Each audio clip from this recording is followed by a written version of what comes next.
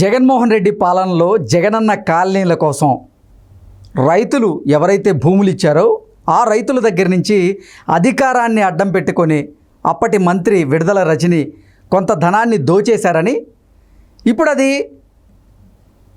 ఆవిడికి రివర్స్ కావడంతో ఆవిడ కొంత ధనాన్ని రైతులకు తిరిగి ఇచ్చేటువంటి ప్రయత్నం చేస్తున్నారు అంటూ కొన్ని వార్తలు ఇప్పుడు సోషల్ మీడియా వేదికగా చక్కర్లు కొడుతున్న నేపథ్యంలో ఈ అంశం మీద మనం విశ్లేషణ చేసుకునేటువంటి ప్రయత్నం చేద్దాం. ప్రస్తుతం మనతో పాటు ఉన్నారు ప్రముఖ రాజకీయ విశ్లేషకులు కిలారు నాగార్జున గారు. సార్తో మాట్లాడదాం. సార్ నమస్తే. సార్ నమస్తే. విడుదల రజనీ గారు తన అధికారాన్ని అడ్డం పెట్టుకొని రైతుల దగ్గర నుంచి కొంత ధనాన్ని ఆవిడ దోచేశారని ఇప్పుడు ఆవిడ మీద ఆరోపణలు రావడంతో తిరిగి చెల్లించేటువంటి ప్రయత్నం చేశారు అంటూ విడుదల రజనీ గారి మీద కొన్ని వార్తలు అయితే వస్తూ ఉన్నాయి. ఏంటి సార్, ఎంత పెద్ద మొత్తంలో ఆవిడ రైతుల దగ్గర నుంచి భూములకు సంబంధించి ధనాన్ని దోచేశారంటే ఏం చెప్తారు? అంటే ఈ దోపిడీ అనేటువంటిది జరిగిందనేది గతంలో నుంచి కూడా చాలా ఆరోపణలు వచ్చినాయి. జగనన్న కాలనీల విషయంలో చాలామంది చాలా రకాలుగా స్కామ్ జరిగిందనేటువంటి చెప్పడం జరిగింది. అయితే ప్రధానంగా అప్పుడు ఏమన్నారంటే మామూలుగా ఉన్నటువంటి భూములు కూడా సపోజ్ ఒక 10 లక్షలు విలువ చేసేటువంటి భూమిని వైసీపీ నాయకులు 10 లక్షలకు కొనుక్కొని దాని ప్రభుత్వానికి 20 లక్షలకి 30 లక్షలకి అమ్మారనేటువంటివి అనేకమైనటువంటి ఆరోపణలు వచ్చినాయి. అది కూడా ఎక్కడ ఊరికి దూరంగా సరైనటువంటి సౌకర్యాలు లేనటువంటి ప్లేసుల్లో తీసుకెళ్ళి వర్షాలు వస్తే మునిగిపోయేటువంటి పరిస్థితుల్లో చాలా చౌకబారు నేలల్ని అతి తక్కువ రేటుకు కొని గవర్నమెంట్కి అతి ఎక్కువ రేటుకి అంటగట్టి తద్వారా కొన్ని 100 కోట్ల రూపాయలు వీళ్ళు లబ్ధి పొందారనేటువంటివి పెద్ద ఎత్తున ఆ రోజున వచ్చినాయి ఆరోపణలు. అయితే ఇది ఒక కొత్త కోణం. అంటే వాళ్ళు కొని దాన్ని ఎక్కువ రేటుకి అంటగట్టడం అనేది ఒక పద్ధతి అయితే, భూసేకరణ ద్వారా తీసుకున్నటువంటి దాంట్లో రైతుల దగ్గర నుంచి కూడా కమిషన్ కొట్టడం అనేటువంటిది ఇది ఒక కొత్త కోణం. అంటే భూసేకరణ చేసిన తర్వాత ఆ సదరు రైతులు ఎవరైతే ఉన్నారో వాళ్ళకి వెచ్చించాల్సినటువంటి డబ్బులు ఇవ్వాలి కదా. అంటే దాంట్లో కూడా అవకతవకలు చేశారనా ఆరోపణలు? దాంట్లో 2 రకాలుగా ఉంటాయి. ఒకటి ఇవ్వాల్సిన డబ్బు ఇవ్వకపోవటం అనేటువంటిది ఒకటి ఏం జరిగిందనేది మనకి ఇంకా క్లారిటీగా తెలియట్లేదు. లేదా మీకున్నటువంటి ఇంత రేటు ఉన్నటువంటి పొలానికి ఇంకా ఎక్కువ రేట్లు ఇప్పిస్తాము గవర్నమెంట్కి, కాబట్టి మాకు ఇంత కమిషన్ ఇవ్వాలి అనేటువంటిది రెండో కోణం ఉంటుంది దాంట్లో. ఓకే, అంటే మార్కెట్ వాల్యూ కంటే కూడా మీ భూములకి ఎక్కువ వాల్యూ నేను ఇప్పిస్తాను కాబట్టి సపోజ్ 10 లక్షలు ఉంది, 15 లక్షలు ఇచ్చేటట్టు చూస్తాం. అందరూ గూడుపుటాని కదా అక్కడ ఉన్నటువంటి ఆఫీసర్లు, రాజకీయ నాయకులు, వాళ్ళు ఏం చెప్తే అదే జరిగింది కదా రాష్ట్రంలో 5 సంవత్సరాలు. సో ఇలాగా మీకు పెంచి ఇచ్చినందుకు మాకింత అనేటువంటి దాంట్లో ఇది జరిగింది అనేటువంటిది వస్తున్నటువంటి ఆరోపణలు. మనం చూసాం గతంలో ఎమ్మెల్యేల దగ్గర నుంచి మినిస్టర్ల దాకా పేకాట క్లబ్బుల దగ్గర నుంచి ఏది జరిగినా వాళ్ళకి ఇంత కమిషన్ అనేది వెళ్ళటం అనేటువంటిది, అక్కడ వచ్చే ఇండస్ట్రీస్ దగ్గర నుంచి మిగతా వాటి దగ్గర నుంచి కాదేది సంపాదనకు అనర్హం అన్నట్టుగా ఎక్కడ అవకాశం ఉంటే అక్కడల్లా దోచి పారేస్తారు. ఆంధ్రప్రదేశ్లో కూటమి ప్రభుత్వం కొలువుదీరిన తర్వాత అసలు ఒక్కొక్క శాఖలో జరిగినటువంటి అవినీతి ఏంటి, అవకతవకలు ఏంటి అనేది ఒకదాని తర్వాత ఒకటి బయటకు వస్తూనే ఉంది. ఆడుదాం ఆంధ్ర పేరుతో రోజా గారు దోచేసుకున్నారని, అలాగే రేషన్ పేరుతో కొడాలి నాని గారు దోచేశారని, మద్యం పేరుతో అలాగే మైనింగ్ పేరుతో పెద్దిరెడ్డి రామచంద్రారెడ్డి గారు దోచేశారని, ఇప్పుడు విడుదల రజనీ గారు రైతుల భూముల విషయంలో ఆవిడ దొరికిందంతా దోచేశారు అన్నట్లుగా ఒక్కొక్క నాయకులు చేసినటువంటి దాష్టికాలు, వాళ్ళ అవినీతి, వాళ్ళ అవకతవకలన్నీ బయటకు వస్తూ ఉన్నాయి సార్. ఇదే కాకుండా గతంలో ఒక అతను, అక్కడ పేరు నాకు జ్ఞాపకం లేదు కానీ, ఈవిడ గుంటూరు వెస్ట్కి వెళ్ళిపోతూ చిలకలూరుపేట మీకు టికెట్ మీకు ఇప్పిస్తాను వాళ్ళ దగ్గర 3 కోట్లు 4 కోట్లు తీసుకున్నారని చెప్పేస్తాని, సజ్జల రామకృష్ణారెడ్డి ఇచ్చారని చెప్పేస్తాని, ఆ తర్వాత ఏదో చెప్తే కొంత అమౌంట్ ఇచ్చారనేటువంటి ఆరోపణలు కూడా వచ్చినాయి. ఇప్పుడు మీరు అన్నట్టుగా ఇందాక ఏ శాఖ పట్టినా కుంభకోణం లేని శాఖ లేకుండా పోయింది. అందుకని గతంలో కూడా ఒక మీడియా ఛానల్లో నేను చెప్పింది ఏంటంటే, అసలు ఈ అవినీతినంతా తొవ్విదీయటానికే మీరు ఒక శాఖ పెట్టండి, ఒక మినిస్ట్రీ పెట్టండి. 25 మందిలో ఇంకా ఒక శాఖ మిగిలే ఉంది, ఇంకెవరికి ఇవ్వాల మినిస్టర్గా. ఏ రఘురామకృష్ణరాజు లాంటి వాడిని తీసుకొచ్చి దానికి వేసి వేరే పనేమీ లేదు, ఈ కుంభకోణాలను విచారించి బయటికి తీయటం, ఆ ప్రభుత్వం నష్టపోయినటువంటి సొమ్ముని ఖజానాకి జమ చేయించడం, ఇదే పని ఉండాలి వాటికి. సో ఆ పని ఉంటే మాత్రమే ఈ కుంభకోణాలన్నీ బయటికి రావడానికి, కాస్త జనం సొమ్ము వెనక్కి రావడానికి అవకాశం ఉంటుంది. కానీ లేకుండా ఇప్పుడున్న గవర్నమెంటే వాటిని విచారించాలంటే ఈ పనే సరిపోద్ది. అసలు అభివృద్ధి మిగతా వాటి మీద మనకి టైం కూడా ఉండదు.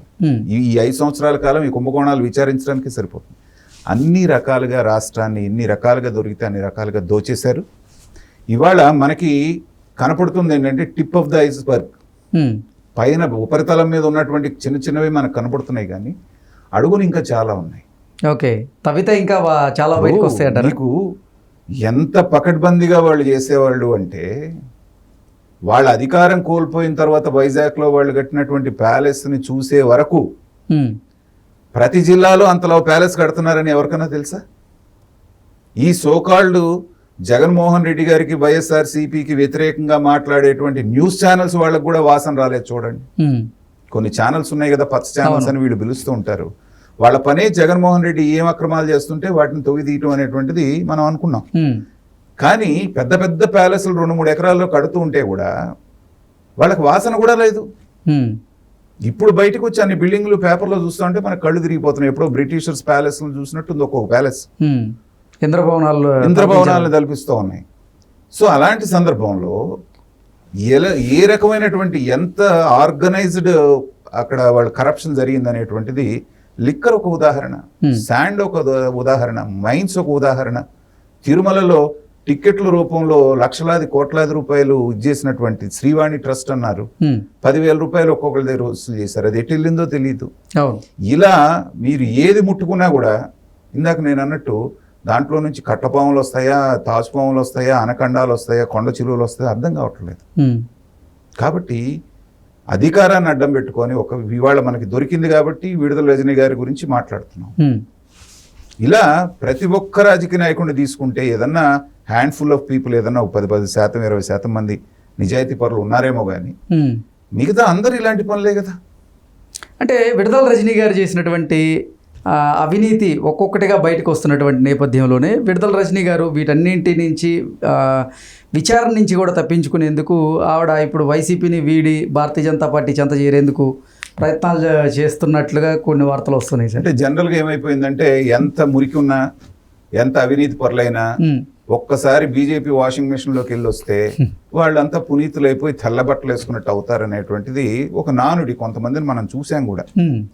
వాళ్ళ మీద ఇన్కమ్ ట్యాక్స్ రైడ్లు జరుగుతాయి, ఈడీ రైడ్లు జరుగుతాయి, వీళ్ళు వెళ్ళి బీజేపీలో జరగానే అన్ని రైడ్స్ ఆగిపోతాయి, పదవులు వస్తాయి వాళ్ళకి. సో కాబట్టి ఎవరి స్కిన్ సేవ్ చేసుకోవడానికి వాళ్ళు ఇలాంటి ప్రయత్నాలు చేస్తూ ఉంటారు. కానీ ఇలాంటి వాళ్ళని తీసుకుంటే అవతల పార్టీ క్రెడిబిలిటీ కూడా పోతుంది. ఇవాళ బీజేపీకి కూడా అంత ఈజీ కాదు, ఎందుకంటే వాళ్ళు కూటమిలో ఉన్నారు. సో ఈ మురికిని వాళ్ళు కూడా అంటించుకున్నట్టు అవుతుంది. కాబట్టి ఏంటంటే వీళ్ళు ప్రయత్నాలు చేయడం అనేటువంటిది వాళ్ళకి వేరే ఆప్షన్ లేదు కాబట్టి చేస్తారు. కానీ అక్కడ ఎంతవరకు జరుగుతుందనేది చూడాలి. ఏదైనా రాజకీయ నాయకులు ఇలాంటి వాటి జోలికి వెళ్తే ఇలాగే అబాస్ పాలవుతారనేటువంటిది దీని నుంచి ఉదాహరణగా వాళ్ళు నేర్చుకుంటే మంచిది రాజకీయ నాయకులు. సార్, విడుదల రజనీ గారి మీద ఉన్నటువంటి అవినీతి ఆరోపణల మీద విచారణ జరిగి అది గనక నిజమని గనక ప్రూవ్ అయితే విడుదల రజనీ గారి కటకటాల పాలవక తప్పదా అంటే ఏం చెప్తారు? అయితే ఇక్కడ మన న్యాయ వ్యవస్థ మీద వాళ్ళకి అపారమైనటువంటి నమ్మకం ఉంది. ఇలాంటి అవినీతి పరులైనటువంటి రాజకీయ నాయకులకు అందరికీ కూడా మనం ఒకసారి కోర్టు కేసుకు వెళ్ళి కోర్టులో స్టే తెచ్చుకున్నామంటే మన జీవిత కాలంలో ఈ కోర్టులు విచారణకు వచ్చేది లేదు, ఈ కేసులు విచారణకు వచ్చేది లేదు, మనకి శిక్షలు పడేది లేదు. ప్రతి 1000 కేసుల్లో ఒకరికో ఇద్దరికో శిక్ష పడుతుంది. మిగతా వాళ్ళందరూ ఈ కోర్టు కాకపోతే పై కోర్టు, హైకోర్టులో మళ్ళీ బెంచ్ కాకపోతే సుప్రీంకోర్టు కాకపోతే సుప్రీంకోర్టులో మళ్ళీ ధర్మాసనం. ఇది ఒక 15 సంవత్సరాల ప్రక్రియ. కాబట్టి మనం శిక్షలు ఎప్పుడు పడుతున్నాయి? డబ్బులు ఉన్నాయి, అపరిమితమైనటువంటి డబ్బులు. పెద్ద పెద్ద లాయర్లు గంటకి లక్షల్లో ఛార్జ్ చేసేవాళ్ళని రోజు కోర్టుకి చేసి పెట్టుకుంటున్నారు. ఆ ధైర్యంతో ఇంతకు ముందు ఏంటంటే అవినీతి పరుడు అనేటువంటి ముద్ర పడుతుందేమనేటువంటి ఆ సిగ్గుతో చచ్చిపోయేవాళ్ళు. ఇవాళ సిగ్గు, శరం, మానం, అభిమానం అన్నీ వదిలేశారు కదా. డబ్బుంటే చాలు, ఏదుంటే ఏముందని.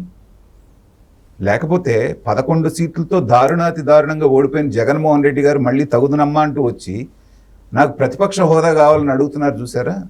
ఇంతకంటే సిగ్గుమాలిన తనం ఏముంటుంది? ప్రజలు నవ్వుతారనేటువంటిది కూడా లేకుండా ఇలాంటి కోరికలు, గొంతెమ్మ కోరికలు కోరుతున్నప్పుడు ఇలాంటి వాళ్ళందరికీ ఏంటంటే చట్టంలో ఉన్నటువంటి లొసుగులను ఆధారంగా చేసుకొని మనం ఏమైనా చేయొచ్చు అనేటువంటి భ్రమల్లో ఉన్నారు. కానీ కొంచెం డిలే అవ్వచ్చు, కానీ ఎవరి టైం వచ్చినప్పుడు వాళ్ళు అనుభవించక తప్పదు. Okay sir, thank you so much.